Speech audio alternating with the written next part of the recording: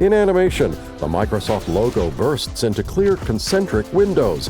Colorful, rounded fabric squares converge, spiraling upward. Microsoft.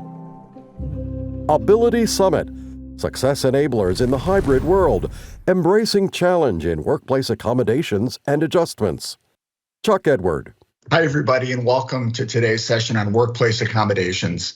My name is Chuck Edward, and I'll be the moderator for the next 45 minutes or so. This is a topic that's near and dear to my heart for a couple of reasons. First of all, I'm a vice president of human resources at Microsoft in our cloud and AI and security division. And the idea of workplace accommodations fits into a much broader strategy around creating the right workplace culture, creating a culture of inclusion, creating a culture where people can do their best work, where we can create the right amount of flexibility to empower people to be their best. Those words have a lot of meaning, but when it comes to workplace accommodations, there's still this stigma. And there's still this need to really demystify, what does that mean? What does it mean for employers? What does it mean to be an employee and to feel safe enough to speak up and ask for help? Over the last several years, particularly during the pandemic, we realized that to create the right culture, we had to really foster the right type of communication between employees and the company to make sure people could do their best work. And like us, I'm sure many of you are struggling with the same type of topics. Whether you're an employee or an employer, this idea of having people do their best is definitely top of mind. And there's a real business case for this. The business case is simply put, in a skills shortage and a labor shortage, we can't afford to not have people with the right skills in our company.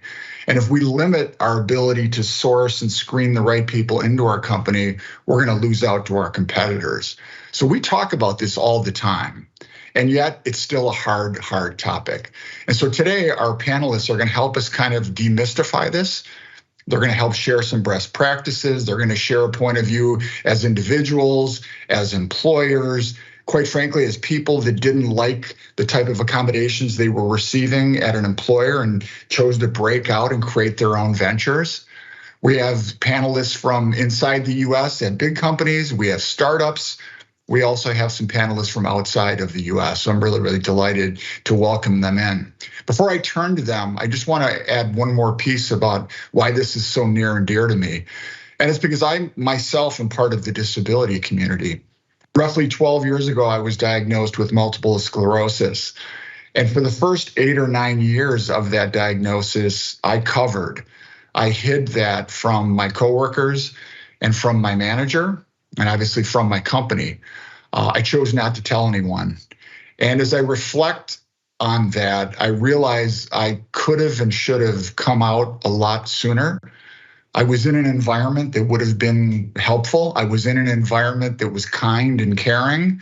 I just was in my own head, and I had all kinds of reasons about why it wasn't right for me and what that would mean if I came out. So to be on the other side of that journey where I now talk about it openly and publicly and hopefully help you think about these topics is very meaningful to me. And I just want you to know that it's kind of the gift that keeps giving once you get over that hump and you do quite in fact disclose to others. So without further ado, I'm going to turn over to the panelists so that they can introduce themselves, and then we'll get into a lively dialogue over, again, the next 45 minutes. So Hannah, if I could turn to you first and introduce yourself to the group, please.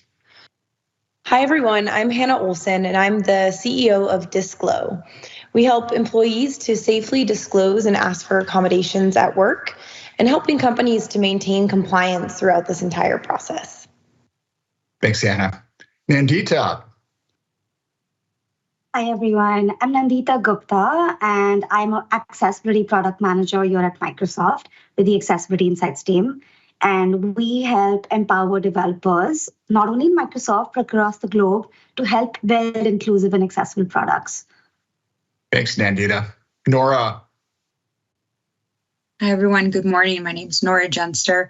I'm the Senior Director of the Employment Transformation Collective at Northwest Center. We provide end-to-end professional services for companies looking to be more inclusive, actively anti-ableist, and our flagship program is actually our accessibility partner service at Microsoft, working with blind and low vision employees to navigate barriers to doing their best work. Thank you, Nora. I appreciate it. Maria, bring us home, please. Welcome. Okay, so my name is Maria. I am the Senior Equality, Diversity and Inclusion Manager for the workforce and for community stakeholder and engagement at High Speed 2, which is a Birmingham-based in the UK organization that is essentially building the biggest engineering infrastructure project in Europe. We are building a railway that will connect Birmingham to the north of the country and to London. And we employ directly 2,000 people, but through our supply chain, we are creating jobs for about 30,000 people so far. Thank you, So Maria. that's me. Thank you. Welcome. Hannah, I'm going to come back to you. You know, we're all really busy right now. We all have competing priorities, and I know, like you, I have a really busy schedule, and yet we chose to come here today. What's really at the heart of that? Why are you really here today? I know DiscFlow does some amazing things, but what's your story? Yeah, so just like you, Chuck, I'm someone who identifies as having a disability. When I first entered the workplace after college, I had the added difficulty of being hooked up to IV antibiotics for about 8 hours a day for 3.5 years. And as you can imagine, this was a really hard thing to balance with just about anything in life. But I saw firsthand just how challenging it was to balance in my first job out of school. And so at the time, I really didn't see myself as someone with a disability. I didn't know what laws existed to protect people like me. And I really struggled to self-identify and ask for support at work. And long story short, I ended up in a company that wasn't inclusive and couldn't provide me the accommodations that I needed, so desperately needed at the time. And, you know, this was a really defeating time in my life, but I learned that I wasn't alone. And as I started to hear more about just how many people out there lived with chronic illnesses and disabilities and were struggling with similar things as I was pretty alarmed. And I wanted to help support people like me in finding and retaining meaningful work. So I first started Chronically Capable back in 2019, which was a recruiting platform helping people with chronic illnesses and disabilities to find jobs. And from there, we launched DiscFlow this past year, which is our new business in the accommodation space. And so these topics are deeply important to me, not only from my own personal experience, but also building a company specifically in the accommodation space. So super excited to be here with this group and chatting through our own journeys as well. No, I appreciate you sharing. I've learned that being part of this broader community, that all of our stories end up mattering so much because we can find ways to identify with each other. So thanks for being a little bit vulnerable on that. If you go back to DiscFlow though, you're in a position where you do get to see how a lot of companies are trying to navigate in this space. Can you speak to some of the misconceptions that companies and organizations have right now about accommodations?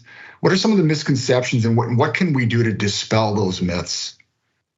Yeah, so before diving in, I think it's important to first just address the importance and the timeliness of this conversation. We're obviously all here for the Ability Summit, but there's a reason that we're talking about accommodations and self-ID in the first place. And so in the past year alone, there was actually a 61% increase in accommodation requests. And this comes from a really awesome employee relations benchmarking report. It was done by HR Acuity. And so I want to provide that context because I feel like if this conversation doesn't feel like it pertains to you because you may have a small number of accommodation requests or you may be a small business, that does not necessarily mean that your employees are happy and that they don't have these kinds of needs. We actually often see low disclosure rates and minimal accommodations within an organization as a red flag. This typically is signaling to us that people aren't feeling safe with their company's current process, and they're feeling a level of fear in asking for support. Accommodations in reality are necessary for employers, and especially as the definition of disability expands for other groups and more people are protected and can ask for accommodations. And so, for example, President Biden actually recently passed 2 acts. One is the Pregnant Workers Fairness Act, as well as the PUMP Act, which boils down to really similar legislation as the Americans with Disabilities Act, but protecting pregnant and nursing employees. And so again, as we start to see more and more groups being protected, and we also see this increase in people living with long COVID, mental illness, there's an increasing need and an increasing importance for employers to take accommodations seriously. Because this is something that most people may need at any point in their career. And for context, I mentioned that I run a tech company in the accommodation space. And so as you alluded to, Chuck, I do speak with companies every single day, and I speak through the benefits of disclosure and oftentimes how accommodations are really low cost, high impact. But I will note that companies do push back all of the time. And the common myth that we're having to debunk and to kind of undo is this idea of, isn't this going to open a can of worms and it's going to cost our company a lot of money? In reality, most accommodations cost nothing to make. They are really minimal and fruitful investments. And so as a small business owner, that kind of low to no cost will allow your people to be able to participate.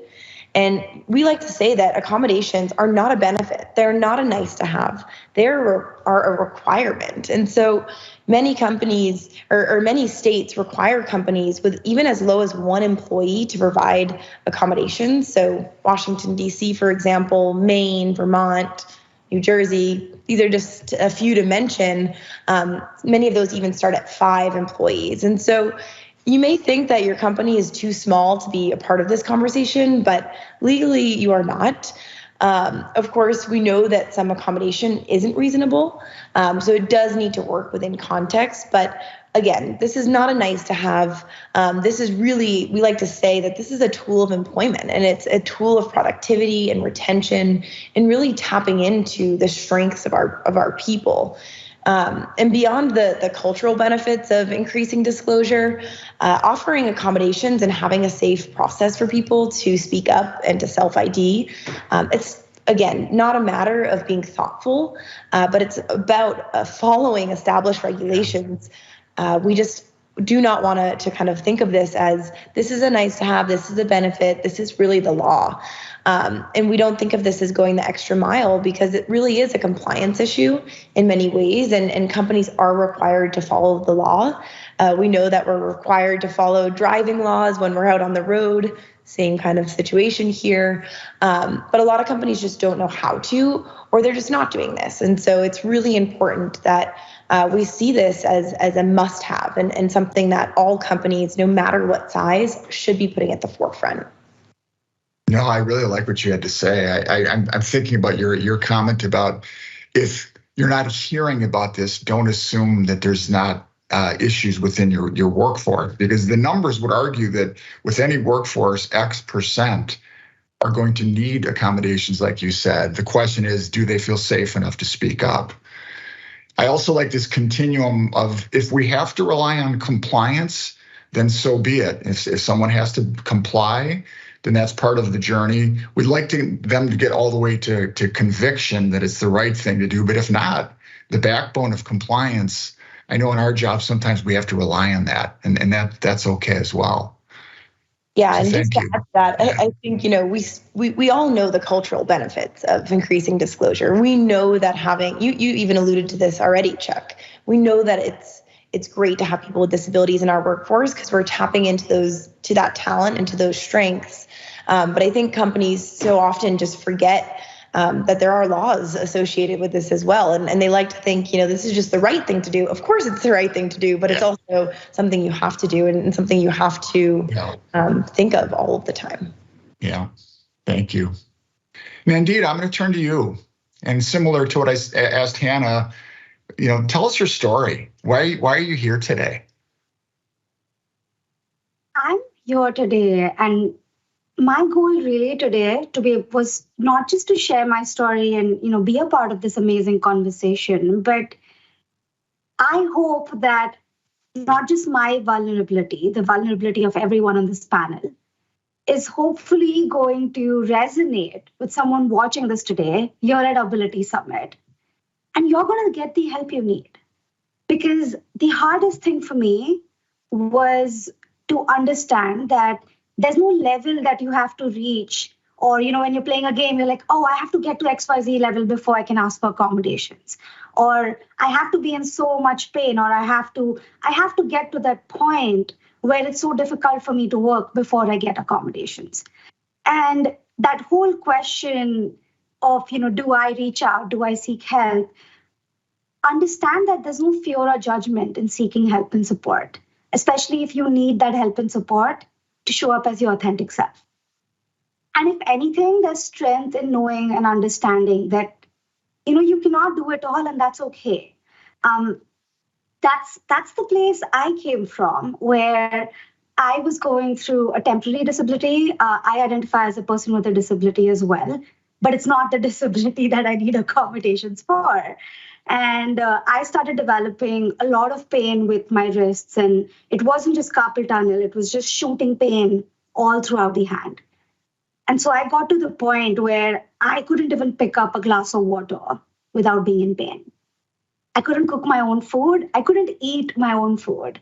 My partner was literally cooking and feeding me, and it was so difficult. And it was a really, really tough time. And in all of this, trying to just figure out how am I going to work? Because honestly, all I needed was a pair of hands. It wasn't that I couldn't work. It's just I was physically in that space where it was very difficult to do so. And that entire story for me is really why I'm here, because accommodations are flexible. Accommodations are not one size fits all, where you feel that you have to check a box and that's when you can get accommodations, or if you meet XYZ criteria, this is what you need. There is no mapping. There is no one-to-one mapping, and it's really about figuring out what you need. And they also change. It's extremely fluid, and honestly, that's really why I'm here. I'm here so I can hopefully share that story and more people think about that. I really resonated with what Hannah just said around, if you think you're not going to need it, think again, because you may not need it now. You might need it a day later, a month later, years later, and that's okay. We are here to support each and every one of you. That's so well said. And it just reminds me that even when we say the word accommodation, it's a big word, and people go to places where they think they understand what that may mean or what they think it's supposed to mean, but it's very, very personal. It's very, very case by case. So in your instance, if you would please share more, because you were starting to paint that picture around what your symptoms were, but how did you cross that chasm to ask for help with your coworkers and your manager to get to a better place? Walk us through how you actually did that.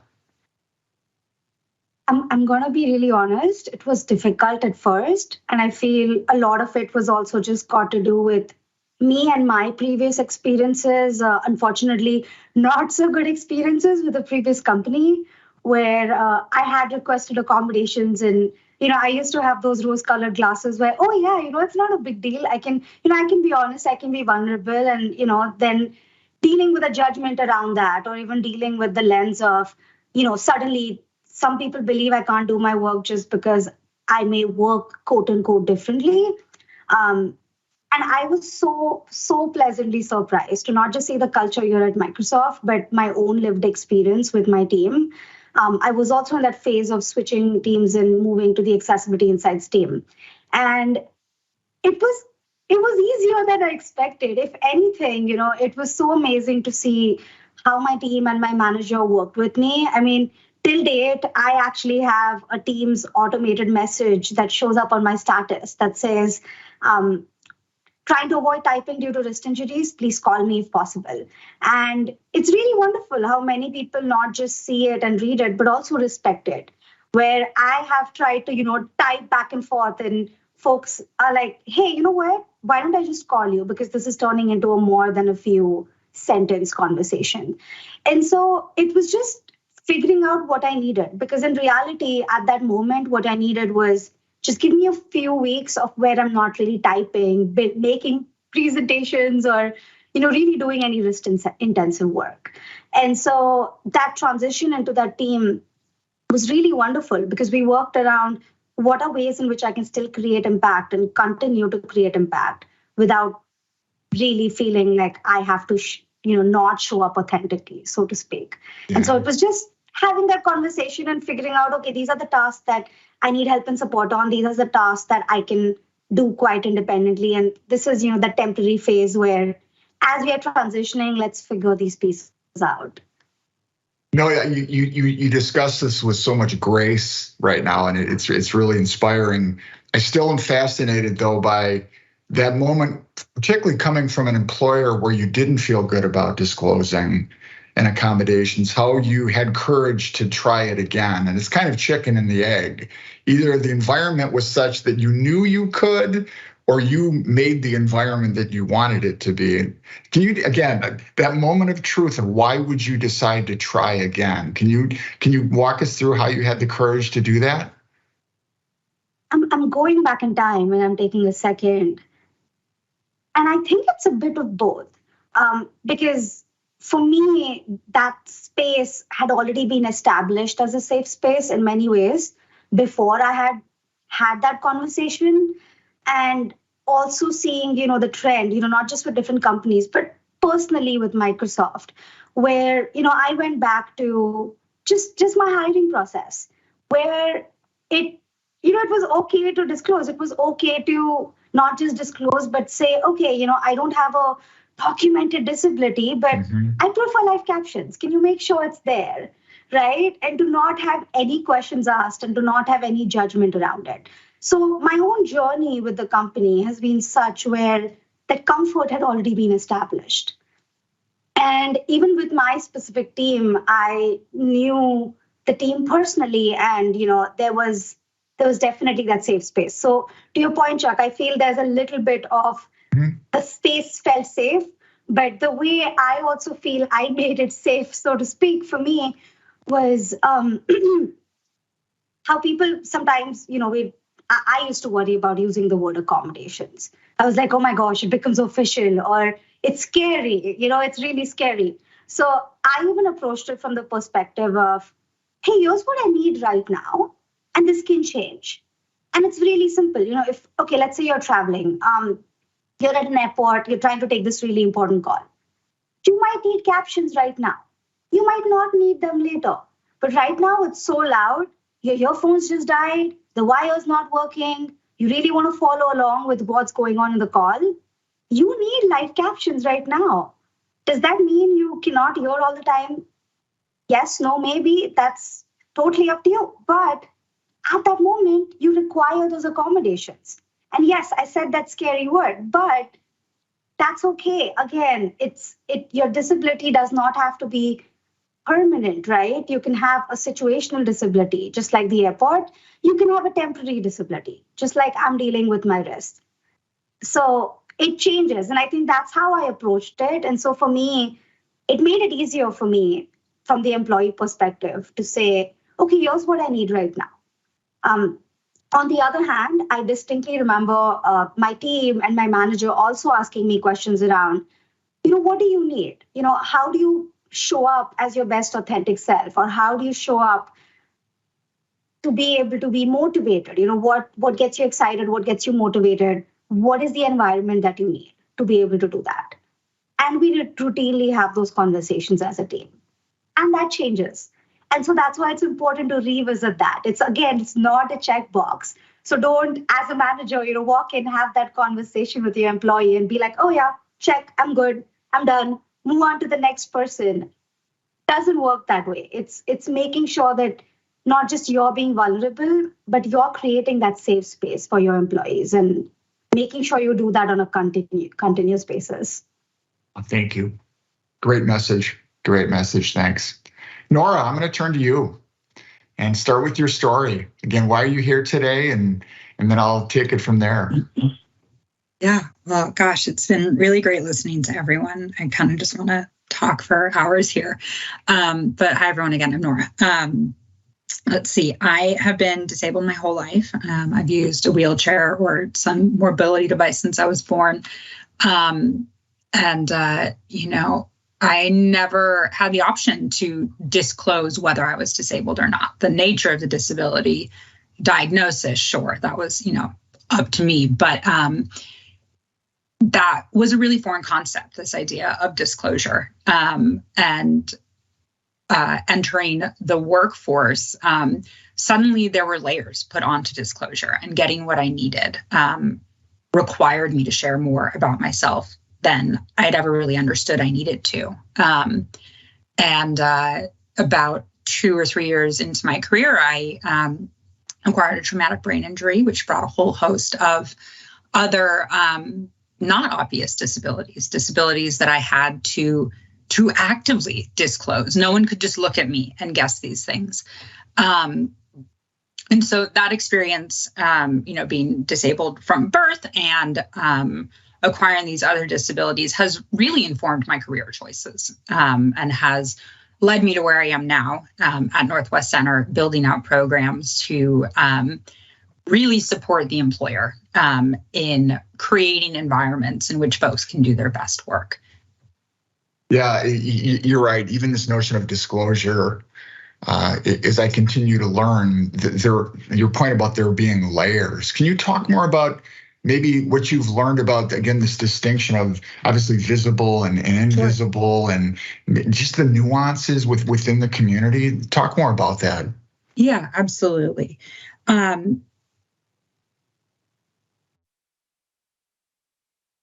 With my wheelchair, for example, if I say, gosh, I need an accessible bathroom stall, no one's going to ask me why. No one's going to argue with me whether or not I need that.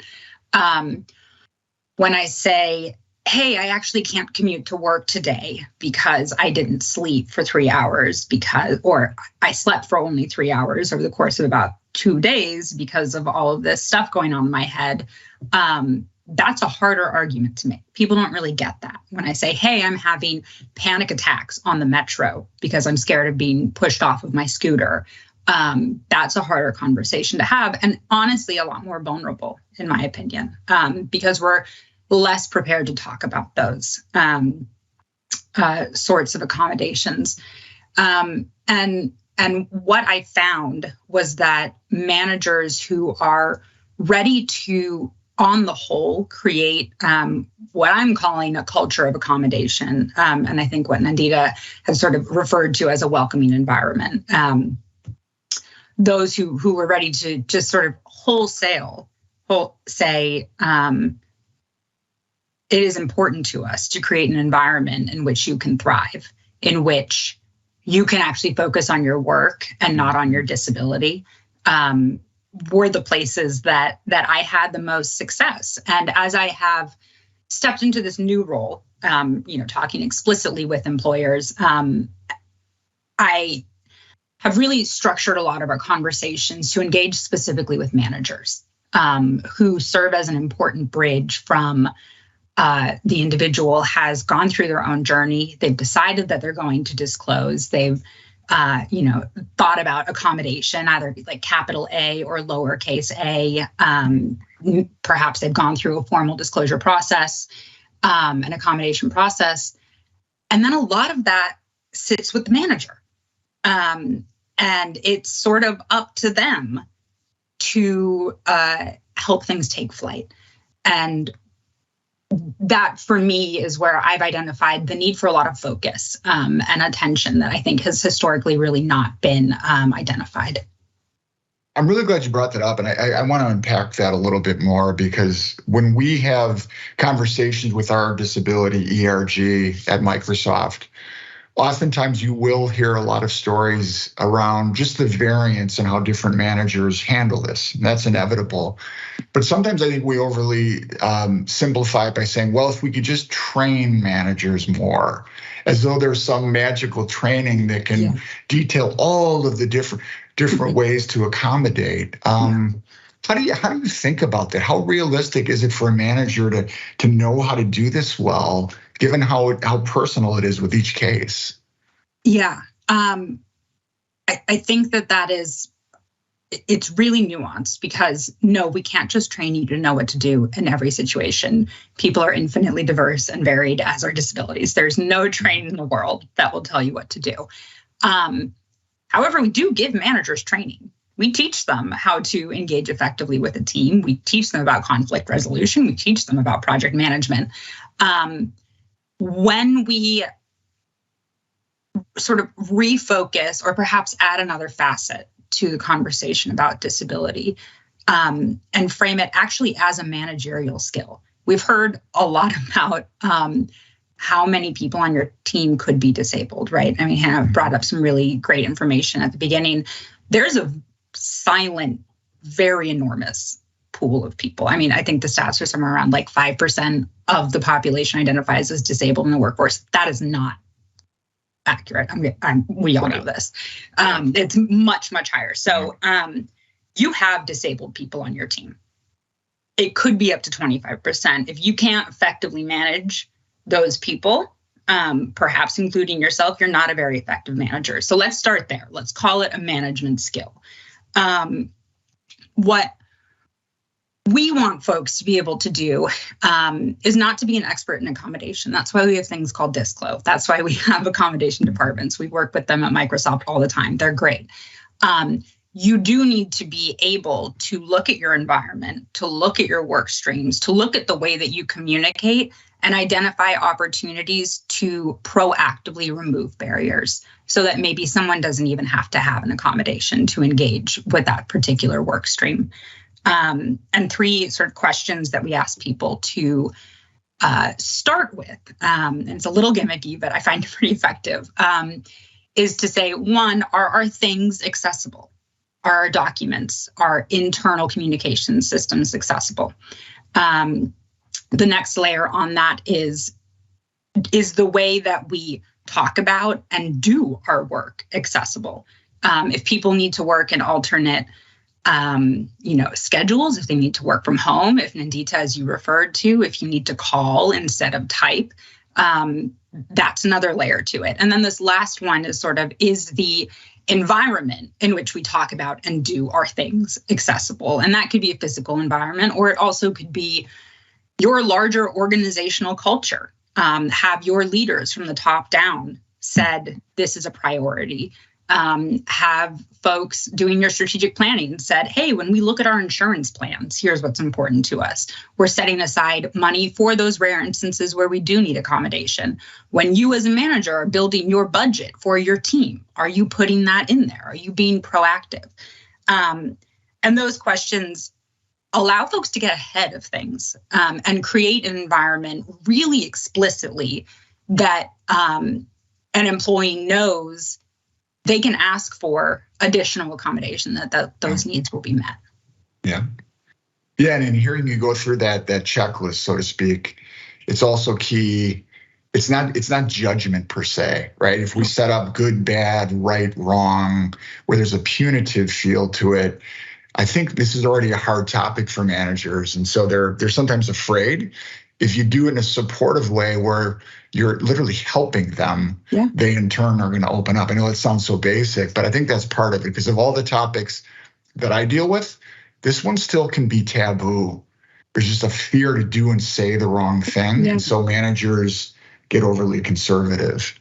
Yeah, 100%. I think that if we can help folks really frame it in terms of what is going to help my employee thrive. And when we talk about authentic self, authentic also means able to do the job most effectively, rather than spend an hour once I get to the office decompressing from the metro, or 8 hours a day trying to tiptoe around the fact that I have to use an IV that day, right? I mean, that does not allow me to do the job. And like when you can make it about your success as a team rather than perhaps your failure as a manager or doing the wrong thing, I think that is really effective to remove some of the stigma around it. Great. Thank you, Nora. Yeah, thank you. Maria, I'm going to welcome you into the conversation. Welcome, and tell us your story a little bit, and then I obviously have a few questions for you. Of course. I just wanted to say, by the way, that the reason why I'm squinting is because I'm following the captioning, and I just wanted to clarify that. So my story is that I am profoundly to severely deaf. I lost my hearing through a childhood illness. And so I'm almost completely deaf on my right side, and I only have about 25% hearing on my left. So I use hearing aid and I lip read, and I use captioning to be able to do my job. But sort of growing up, I was expected to cope, and I'm a child of the 70s, so I was supposed to be integrated, except that I had to do all the integration and nobody was helping me. And I was really struggled with education and also the really low assumptions put on me, both as a woman, as a female, and also being deaf. So I did a crazy thing and I left Italy behind. And at 19 years of age, I immigrated to London because it was my dream city. I wanted to live there. But what happened was that I still carried with me the all of the anxieties around my disability.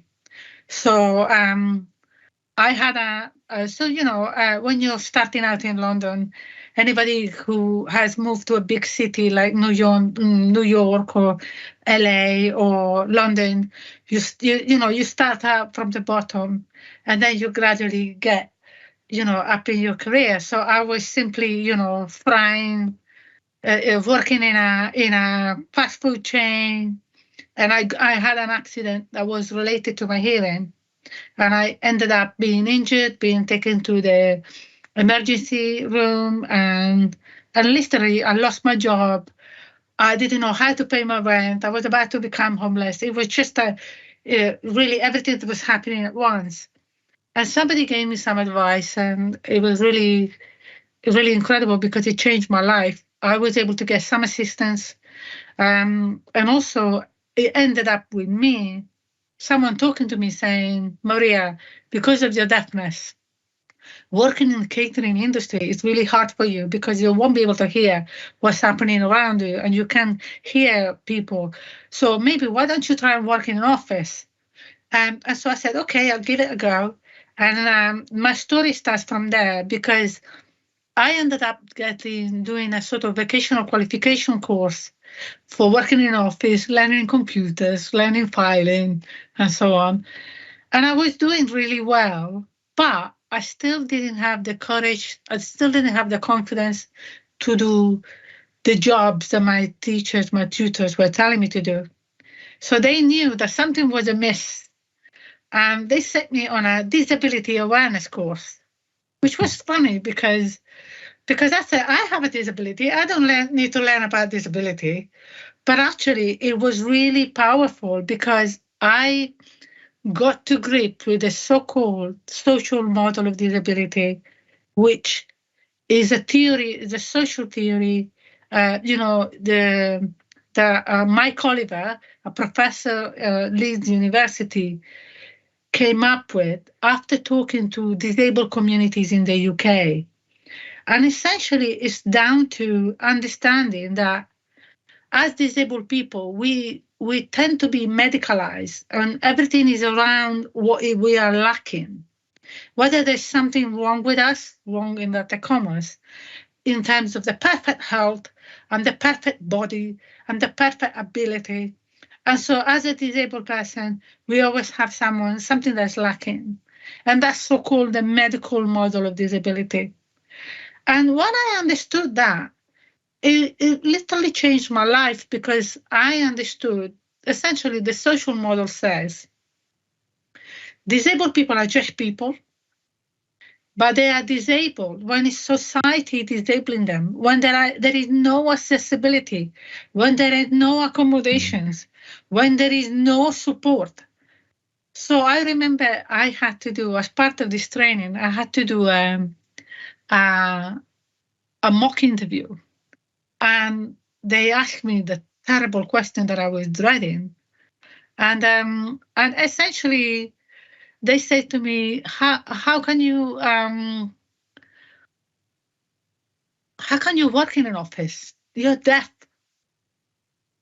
And I ran out the room crying. And the tutor said to me, Maria, always remember this. And the reason why I'm telling this story, really, is because I hope everybody hears it with their heart, especially. And he said to me, remember, if some people make accommodations for you, you can lip read, or you can write things down, or you can use an amplified telephone, or you can use messaging. What happens is you're still deaf, but you're not disabled anymore. And that was the key that literally changed my life.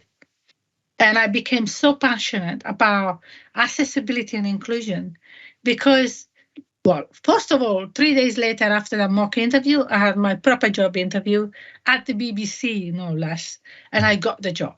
So you can imagine, as a young immigrant, it changed my life. But I became so passionate. I really wanted to put this message to as many people as I could.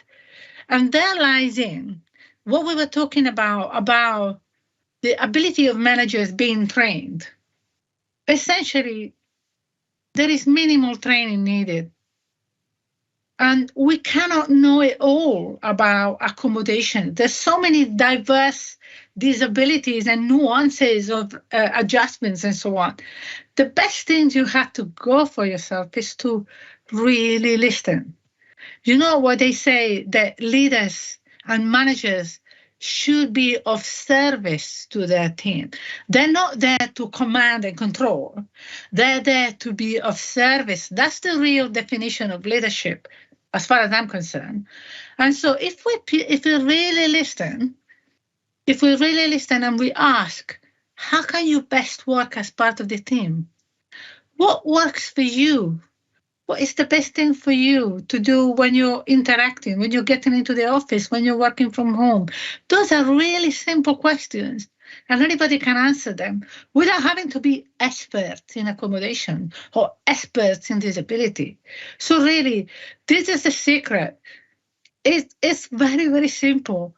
Let's ask a simple question and let's be ready to listen. That's it. Oh, that's so powerful. So much in these stories. Thank you so much. It's so inspiring. Time is flying. And so I'm going to ask a rapid fire question to all of you. And if you could just give a quick response. What's the easiest thing either a manager or an employee can do to further this dialogue towards accommodations? What's the simplest advice you could give to this broad audience? Who wants to jump in? I'll jump in. Sorry. Go ahead, Maria. Please go ahead. Well, for me, I would recommend that you try to measure people who want to share a disability, but rather than measuring the disability definition, which is still a taboo, and people don't like to self-identify with disability sometimes, why don't you measure the adjustment that you're making? That is a much more faithful, reflection of reality. So, for example, at High Speed 2, in Oracle, our employee management system, we have only 4% of our staff are registered as disabled. However, when we measure the adjustments, pre-pandemic, we made adjustments for 18% of our workforce. And then after the pandemic, we delivered adjustments for 32% of them.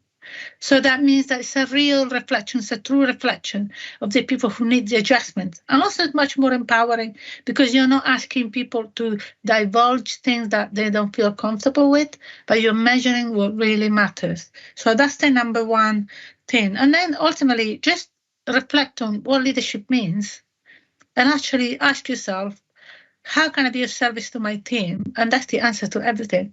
Sorry to simplify it so much, but it's the truth. Thank you. Anyone else want to add on? I would say trust, believe.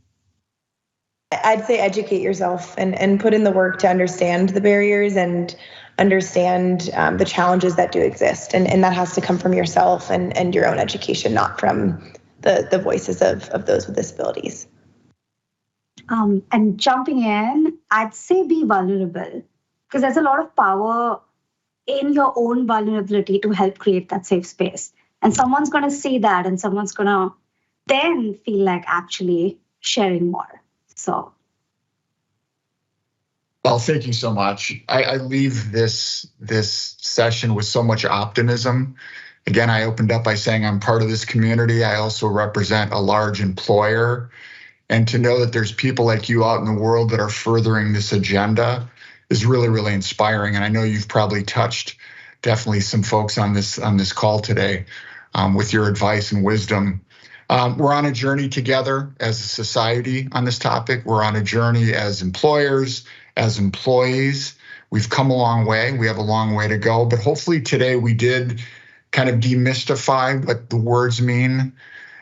We talked about it from a continuum of compliance. There are laws supporting creating the right environments, all the way to the extreme of it's just the right thing to do to get people to do their best work. We saw how this touches individual lives. We see how this touches managers. We're going to make the compelling argument that you need to think about this as an employer. You need to think about what are the simple things you can start to do to create the right environment so that your employees feel safe to speak up. For those of you that are out there that maybe haven't disclosed yet, I don't think anyone on this panel regrets our decision to do it. We have stories of why it may have been hard, but there's no looking back when you do it. And so we'd welcome you into that dialogue. And I just want to thank you for your time on this important topic today. Thanks for being with us. Thanks to the panel. I appreciate all your time, and good luck, everyone. Have a great day. Thank you, Chuck. Panelists smile, wave, or give a thumbs up. Microsoft.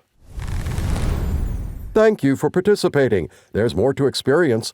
Explore other content experiences in the top navigation bar. In animation, an L-shaped curve of rounded fabric squares undulates softly.